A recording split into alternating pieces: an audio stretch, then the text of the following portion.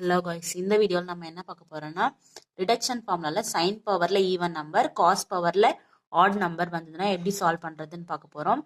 If m is even n is odd கொடுத்துருக்காங்களா, எம்மோட value எப்படி இருக்கு, ஈவனா இருக்கு, என்னோட வேல்யூ என்ன இருக்கு, ஆடா இருக்கு.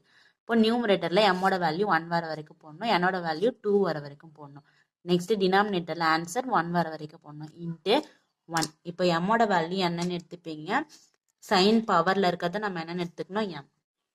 சைன் பவரில் இருக்கிறது தான் எம்மோட வேல்யூ. அப்போ m equal to 6. Next cos பவரில் இருக்கிறது என்னோட வேல்யூ n ஈக்குவல் டு 5. இந்த ஃபார்முலா எடுத்துன்னு அப்ளை பண்ண போகிறோம்.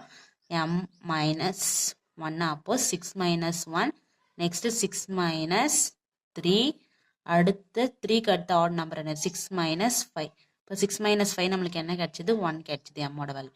நெக்ஸ்ட் என்னோட வேல்யூ என்ன எடுக்கிறோம், 5. 5 minus 1, 5 minus 3.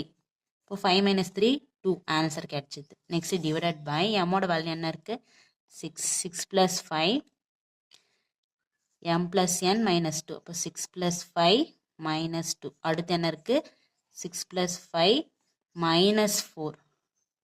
Next value 6 plus 5 minus 4க்கு அடுத்து ஈவன் நம்பர் என்னது, 6. அடுத்த வேல்யூ என்னது, 6 plus 5 minus 8. next value 6 plus 5 minus 10. இப்போ denominatorல பாருங்க, 6 plus 5 11, 11 minus 10 1 into 1 equal to 6 minus 1 5. இதுல இருந்து 2 subtract பண்ணிக்கோங்க, 3 into 1 அதை எழுதிருக்கோம். 6 minus 5 1.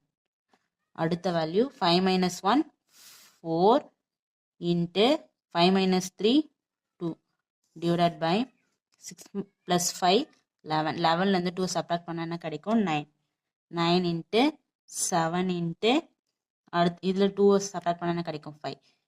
5ல 2 சப்ராக்ட் பண்ணா 3. 3ல 2 சப்ராக்ட் பண்ணா 1 into 1. இப்போ எதில் கேன்சல் பண்ணலாம், 5 5 கேன்சல் பண்ணலாம், 3 3 கேன்சல் பண்ணலாம், 1 1 கேன்சல் பண்ணலாம். நெக்ஸ்ட் ரிமைனிங் வேல்யூஸ் எழுதியிருக்கோம். 4 into 2 11 into 9 into 7 நியூமரேட்டரில் எழுதியிருக்கோமா. 4 into 2 8. இந்த 3 வேல்யூஸ் மல்டிபிள் பண்ணிங்கன்னா 693.